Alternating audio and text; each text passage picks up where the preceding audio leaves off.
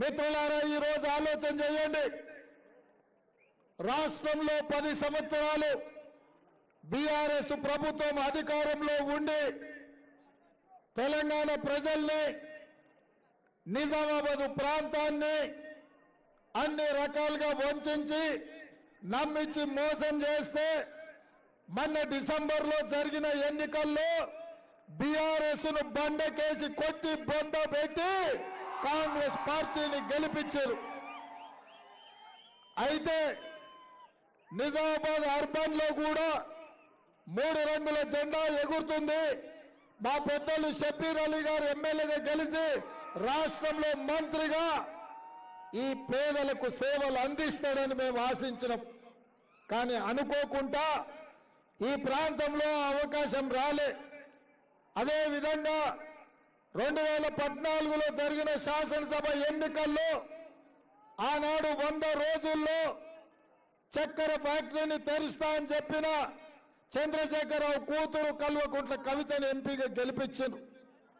మీకు ఇచ్చిన మాట నమ్మించి చేసిన మోసాన్ని 2019 పార్లమెంటు ఎన్నికల్లో వందలాది మంది ప్రాంత చెరుకు రైతులు పసుపు రైతులు కలిసి ప్రజల్ని మోసం చేసినందుకు, రైతులను నట్టేట ముంచినందుకు దాదాపుగా 70 మంది రైతులు ఎన్నికల బరిలో దిగి కల్వకుంట్ల కవితను బీఆర్ఎస్ పార్టీని బొందబెట్టి బోడగుండు బాండ్ పేపర్ ఇచ్చినోని గెలిపించారు. 100 రోజుల్లో చక్కెర కర్మాగారాన్ని తెరుస్తాని మోసం చేస్తే బొందబెట్టిన మీరు బాండ్ పేపర్ రాసిచ్చి 5 రోజుల్లో పసుపు బోర్డు తెస్తానని చెప్పి 5 ఏళ్ళైనా ఇవాళకి పసుపు బోర్డు తేకుండా అహంకారంతో ఈ ప్రాంత రైతుల మీద దాడులు చేయించి ఈ ప్రాంతంలో ఉండే పెద్దోళ్లను అవమానించే విధంగా మాట్లాడి మళ్ళీ ఈరోజు ఎన్నికల బరిలో ఈరోజు ధర్మపురి అరవింద్ ఎన్నికల్లో పోటీ చేస్తున్నాడు. నేను సూటిగా అడుగుతున్నా, 10 సంవత్సరాలు నరేంద్ర మోడీ గారు కేంద్రంలో ప్రధానమంత్రిగా ఉండి ధర్మపురి అరవింద్ గారు పార్లమెంట్ సభ్యుడిగా ఉండి నిజామాబాద్ ప్రాంతానికి, నిజామాబాద్ పట్టణానికి స్మార్ట్ సిటీ అనుమతి తేలే. వారు ఎన్నికల్లో ఇచ్చిన మాట ప్రకారం వారు పసుపు బోర్డు తీసుకురాలే. చెరుకు రైతులకు గిట్టుబాటు ధర ఇప్పించలే. ఇక్కడ ఉండే యూనివర్సిటీలో ఇంజనీరింగ్ కాలేజు తీసుకురాలే, మహిళా డిగ్రీ కాలేజు తీసుకురాలే. మీ ప్రాంతాన్ని సంపూర్ణంగా నిర్లక్ష్యం చేసి ఈ ప్రాంతం అభివృద్ధికి అడ్డుపడి ఇవాళ మళ్ళీ మీ దగ్గరకు వచ్చి ఇవాళ రాజ్యాంగాన్ని మారుస్తా అంటున్నాడు. నేను అడుగుతున్న మిత్రులారా, ధర్మపురి అరవింద్ గారు మీడియాతో మాట్లాడుతూ మేము అధికారంలోకి వచ్చిన వెంటనే రాజ్యాంగాన్ని మారుస్తామని అంటున్నాడు. నేను అడుగుతున్న బీజేపీ నాయకులను, ఎవరిచ్చిన మీ హక్కు అధికారం? డాక్టర్ బాబాసాహెబ్ అంబేద్కర్ గారు రాసిన రాజ్యాంగాన్ని మారుస్తామంటే చూస్తూ ఊరుకోవడానికి దేశ ప్రజలు 140 కోట్ల మంది జనాభా చూస్తూ ఊరుకోరు. అందుకే ఈరోజు రాజ్యాంగాన్ని మార్చాలన్నోళ్ళను గద్దె మీద నుంచి దించాల్సిన బాధ్యత ఈ నిజామాబాద్ జిల్లా ప్రజలకు ఉన్నది. నేను అడుగుతున్న భారతీయ జనతా పార్టీని, ఈ దేశ ప్రధానమంత్రి నరేంద్ర మోడీ గారిని నేను సూటిగా ప్రశ్నిస్తున్నా. 1881 నుంచి బ్రిటిష్ వాళ్ళు ఉన్నప్పటి నుంచి ప్రతి 10 సంవత్సరాలకు జనాభా లెక్కలు కట్టి ఈ దేశ జనాభా ఎంతో 140 సంవత్సరాలు క్రమం తప్పకుండా ఈ దేశ జనాభాను లెక్కించను. నేను అడుగుతున్న ఈ దేశ ప్రధానమంత్రి నరేంద్ర మోడీ గారిని 2021 సంవత్సరంలో ఈ దేశ జనాభాను లెక్కించకుండా, ఈ దేశంలో ఉన్న బీసీల కులగణన చేయకుండా మీరు కుట్ర చేసి ఈ దేశంలో డాక్టర్ బాబాసాహెబ్ అంబేద్కర్ ఇచ్చిన రిజర్వేషన్లను, ఎస్సీ ఎస్టీ బీసీ మైనారిటీ రిజర్వేషన్లను రద్దు చేయడానికి, రాజ్యాంగానికి మార్చడానికి మీరు కుట్ర చేసిండ్రు కదా. ఇవాళ ఎస్సీ ఎస్టీ బీసీ మైనారిటీ రిజర్వేషన్లను రద్దు చేసే మిమ్మల్ని మీ ప్రభుత్వాన్ని రద్దు చేసి గద్దె దించడానికి వేలాది మంది నిజామాబాద్ యువకులు ఇవాళ నెహ్రూ పార్కులో సమావేశమైనరు. మీడియా మిత్రులకు నేను విజ్ఞప్తి చేస్తున్నా, మొత్తం వీడియో తీయండి. ఏడైనా బంగ్లా పైన ఉన్న మిత్రులారా వీడియో తీయండి. నిజామాబాద్ నెహ్రూ పార్కులో ఈ ప్రాంతానికి సంబంధించిన ఈ పట్టణానికి సంబంధించిన యువకులు వేలాదిగా వచ్చి రాజ్యాంగాన్ని మార్చే బీజేపీని ఈ ఎన్నికల్లో ఓడించడానికి ఇక్కడ సిద్ధంగా ఉన్నారన్న సంగతి నరేంద్ర మోడీ గారికి పంపించండి. నేను ఇవాళ అడుగుతున్న ధర్మపురి అరవింద్ గారిని, ఈ దేశ ప్రధానమంత్రి నరేంద్ర మోడీ గారిని, ఎందుకు మీరు బీసీల రిజర్వేషన్లు రద్దు చేయాలనుకుంటున్నారు? 2021లో మీరు లెక్కించాల్సిన జనాభాను మీరెందుకు లెక్కించలేదు? బీసీల కులగణన చెయ్యడాన్ని మీరెందుకు అడ్డుపడుతున్నారని నేను అడుగుతున్నా. ఇవాళ ఎస్సీ ఎస్టీ బీసీ మైనారిటీ రిజర్వేషన్లు రద్దు చేస్తామని డగ్గా బజాయించి చెబుతున్న బీజేపీని గోతి తీసి పాతి పెట్టాల్సిన బాధ్యత ఈ మూలవాసులైన ఈ దేశ ప్రజలకు లేదా అని నేను అడుగుతున్నా. ఇవాళ మీ ఇష్ట రాజ్యంగా మీకు కావాల్సినట్టుగా మీకు నచ్చినట్టుగా మీ రాజ్యాంగాన్ని మార్చుకుంటే ఈ దేశంలో ప్రజాస్వామ్యం బతుకుతుందా? మళ్ళీ దేశం నియంత్రణ పాలన వైపు పోతున్నదా? ఒక్కసారి ఆలోచన చేయండి. అందుకే మిత్రులారా, 17 సార్లు లోక్సభ ఎన్నికలు జరిగినాయి. ఎవరెవరినో ఎన్నుకున్నాం, ఎన్నో ప్రభుత్వాలను ఇచ్చినాం. కానీ ఏనాడు కూడా ఈనాడున్న ప్రమాదం లేదు. ఈనాడు ప్రమాదం పొంచి ఉన్నది. ఈ ప్రమాదం రాజ్యాంగాన్ని సమూలంగా మార్చే ప్రమాదం. ఈ ప్రమాదం ఈ దేశంలో అత్యంత వెనుకబడిన దళితులు, గిరిజనులు, బలైన వర్గాలు, మైనార్టీల యొక్క రిజర్వేషన్లను రద్దు చేసే ప్రమాదం మన నెత్తి మీద కత్తిలాక వేలాడుతున్నది. మిత్రులారా, ఇవాళ మీరు ఈ రిజర్వేషన్లను కాపాడుకోవాలంటే బీజేపీని ఓడించాలి. ఇవాళ మీరు ఈ తెలంగాణ రాష్ట్రానికి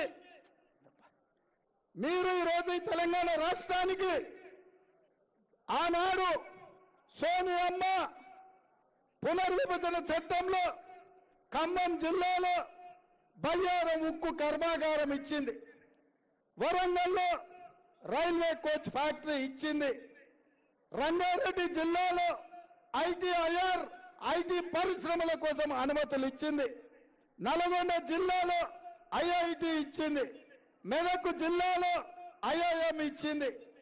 ఇన్ని మంజూరీలు సోనియమ్మ ఇస్తే ఇవాళ బీజేపీ వాళ్ళు 10 ఏళ్లలో ఇవేమి అమలు చేయకపోను తెలంగాణకి ఏమిచ్చిండ్రయ్యా?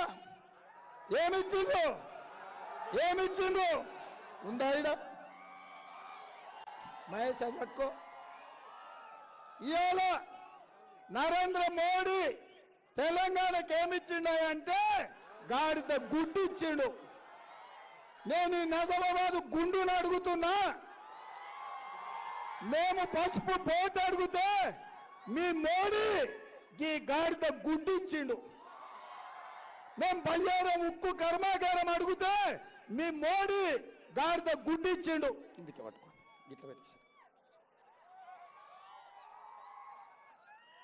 మేము రైల్వే కోచ్ ఫ్యాక్టరీ అడిగితే మీ మోడీ గాడిద గుడ్డు ఇచ్చిండు. ఈ నిజామాబాద్ పట్టణానికి స్మార్ట్ సిటీ మేము అడిగితే మోడీ గాడిద గుడ్డు ఇచ్చిండు. నిజామాబాద్ కు రింగ్ రోడ్ అడిగితే మోడీ గాడిద గుడ్డు ఇచ్చిండు. చక్కెర కర్మాగారం తెరచాలి, గిట్టుబాటు ధర ఇవ్వాలి అంటే మోడీ గాడిద గుడ్డు ఇచ్చిండు. మరి నేను అడుగుతున్నా మీ గుండును, గాడిద గుడ్డు ఇచ్చిన మోడీకి ఓటు ఎందుకు వేస్తామయ్యా? కర్రు కాల్చి వాత పెడతాం కదా, ఈ ఎన్నికల్లో బీజేపీని బంద పెడతాం కదా. అందుకే నిజామాబాద్ ప్రాంత రైతాంగాన్ని, విద్యార్థి నిరుద్యోగ యువకులను, దళిత గిరిజన బలహీన వర్గాల మైనారిటీ సోదరులను నేను విజ్ఞప్తి చేస్తున్నా. 2014లో బీఆర్ఎస్ను గెలిపించారు.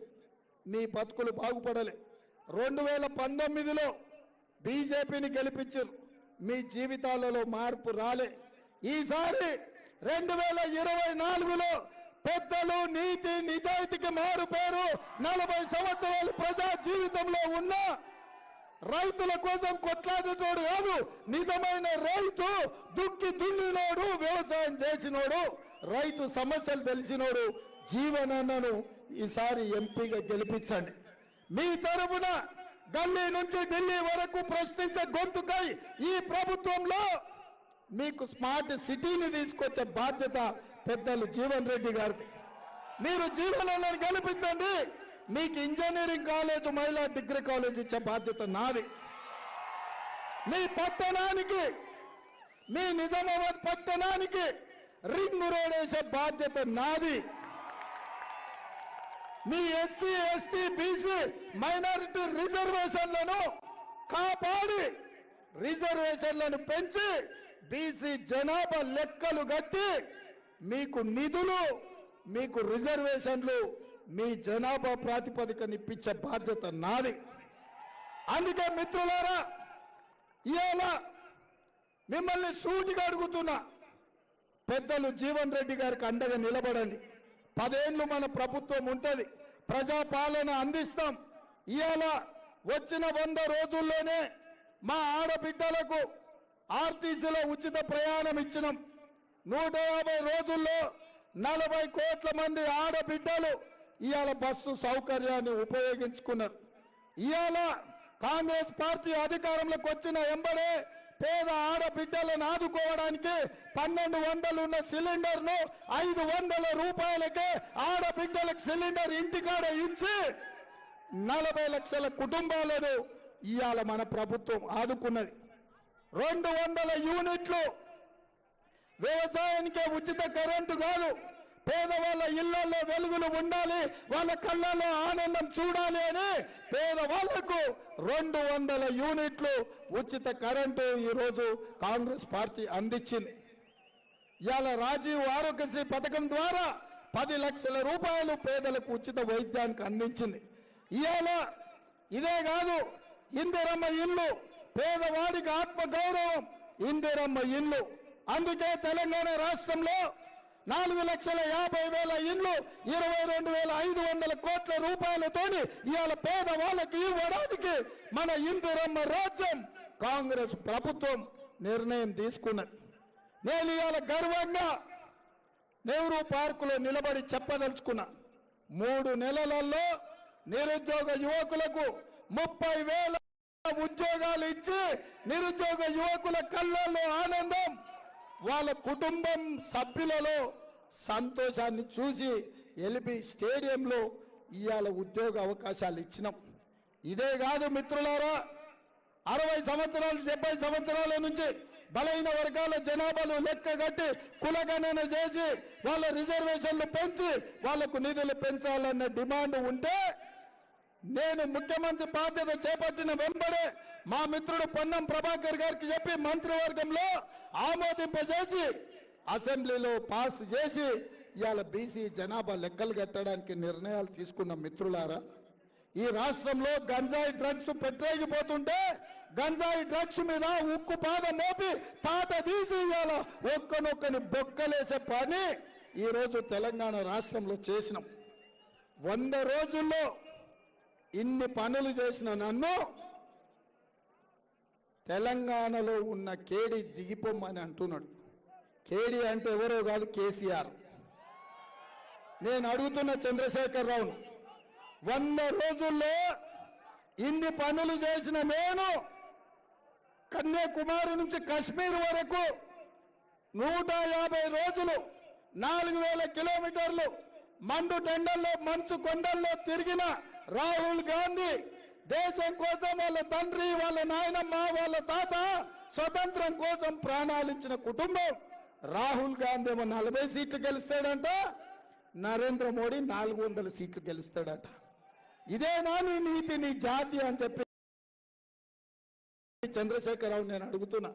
నీ బిడ్డ బెయిల్ కోసం నిజామాబాద్ బీఆర్ఎస్ కార్యకర్తల ఆత్మ గౌరవాన్ని బీజేపీ నాయకుల కాళ్ళ దగ్గర తాకట్టు పెట్టి ఇవాళ బీఆర్ఎస్ కార్యకర్తల్ని కూడా చంద్రశేఖరరావు మోసం చేస్తున్నాడు. అందుకే మిత్రులారా, ఇవాళ మోడీ కేడీ వేరు కాదు, బొమ్మ బొరుసు, నానానికి ఒకవైపు బొమ్మ ఇంకొక వైపు బొరుసు అంటే ఒకవైపు మోడీ ఇంకొక వైపు చంద్రశేఖరరావు ఉన్నాడు. అందుకే ఇవాళ బీఆర్ఎస్ కేసిన బీజేపీ కేసిన ఒక్కటే, బీఆర్ఎస్ వాళ్ళు అంతర్గతంగా బీజేపీని గెలిపించాలని కుట్ర చేస్తున్నారు.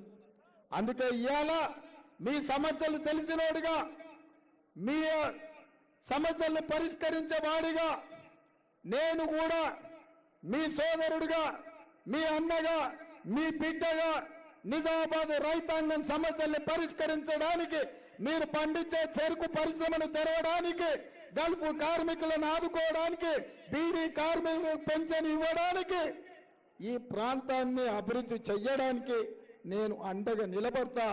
నాకు మిమ్మల్ని మనులు అడుగుతలేను, మాణిక్యాలు అడుగుతలేను, వజ్ర వైదూర్యాలు అడుగుతలేను, నీ నిజామాబాద్లో ఉన్న సారవంతమైన భూములను అడుగుతలేను, అంకాపూర్లో వండే చికెన్ ముక్క కూడా అడుగుతలేను. నేను ఏమడిగిన సోదరులారా, నేను పెద్దలు జీవన్ అన్నను అత్యధిక మెజార్టీతో ఎంపీగా గెలిపించండి, మీ ఓటు అనే ఆయుధంతో బీఆర్ఎస్ బీజేపీని బొంద పెట్టుండ్రి, పెద్దలు జీవన్ రెడ్డి గారిని గెలిపించుండ్రి.